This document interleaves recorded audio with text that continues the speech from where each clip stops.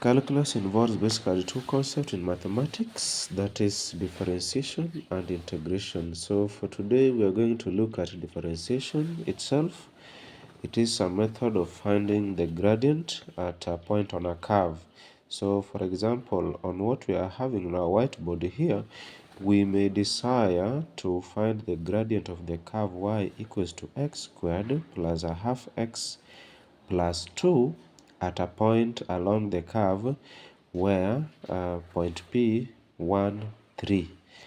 So to get the gradient at that point, we simply differentiate the equation of the curve at that point, and that is maybe, for example, given an equation y equals to x power n, given equation y equals to x power n, to differentiate this, we say dy dx is equal to the power n pre-multiplies the equation itself and then it reduces by 1. So that is why we have n, which may be an integer, times x, then power n minus 1. So dy dx from our equation, we're going to have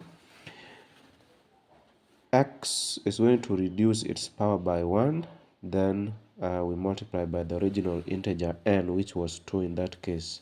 For the second part, we do the same. X was power 1, it pre-multiplies, then it reduces by 1, and therefore we'll have a half x power 0, which basically x power 0 gives us 1, so we'll remain with a half.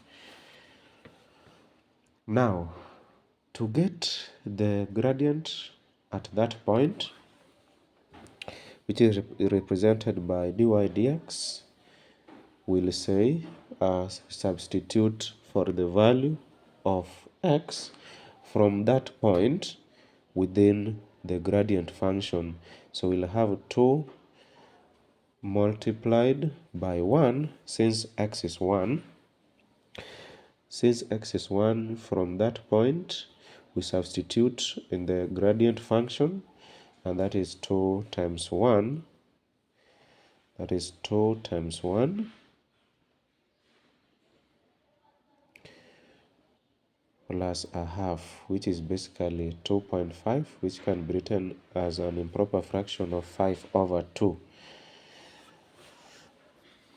Going forward, we may then decide to get the equation of tangent. Remember, tangent to a curve is a straight line passing through one or only one point along the curve. For example, when we are talking about the equation of the tangent through point P, we draw a straight line through P.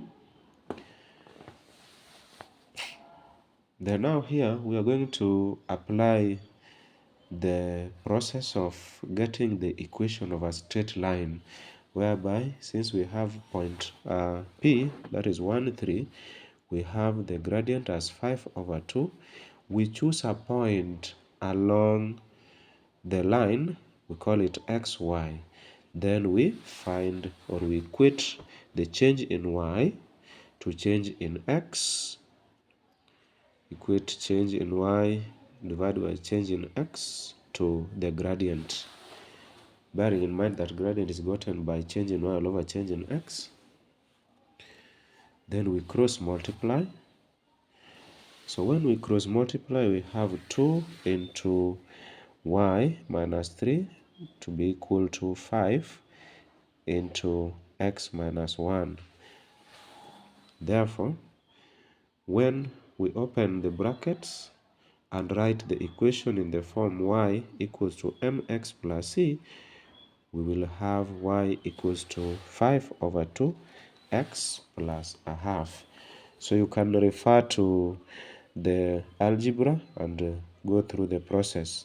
Now, then we may need to get the equation of the normal. Now remember, normal is a perpendicular line to another one. So for example, when you're talking about the tangent, when you're talking about normal to the tangent, it means that line is going to cut the tangent at 90 degrees. So it means it is perpendicular to it.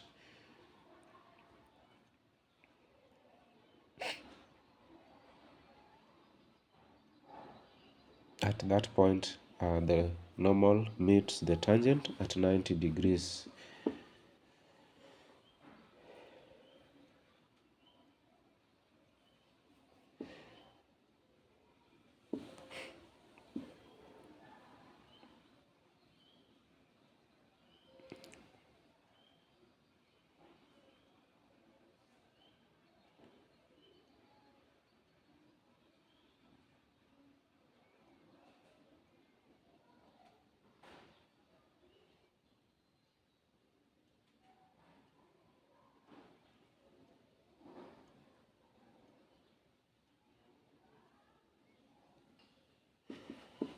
So there is a relationship that we may need to recall. So recall equation of a straight line when two lines are perpendicular to each other.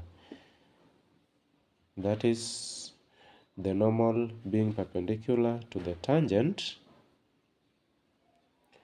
Then the gradient of the normal and the gradient of the tangent when multiplied or their product gives us -1. Therefore, when we take 5 over 2, we multiply by the gradient of the normal, that is g2, will therefore have a -1 from that, and we cross multiply, then we have gradient 2 is -2 out of 5. So we then find the equation of straight line. Remember, the normal is passing through point 1, 3, since it is normal to the curve at that point, or normal to the tangent at that point. So therefore, we'll have y, when we choose a point on the normal, we'll have y minus 3 over x minus 1 to be equal to -2 over 5. So we cross multiply. We'll have 5 multiplied by y minus 3 should be equal to -2 multiplied by x minus 1. So carrying out the algebra and rewriting